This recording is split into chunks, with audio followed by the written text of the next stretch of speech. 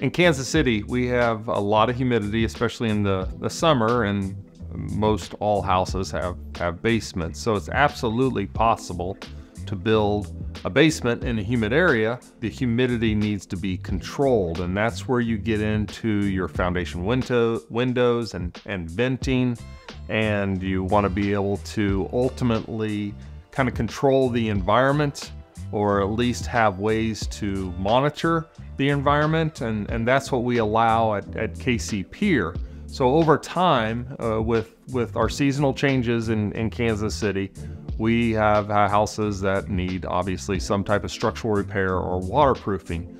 But at the same time, we pair a product that helps control or monitor the humidity in your basement, and that's called KC Pier ShipShape.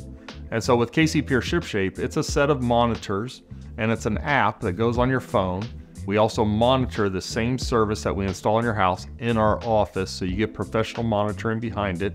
But it's a set of sensors that senses active water penetration or infiltration. It senses humidity, and it also senses temperature. And when there's drastic changes in any of those three elements, water, humidity, temperature, you get alerted onto your phone.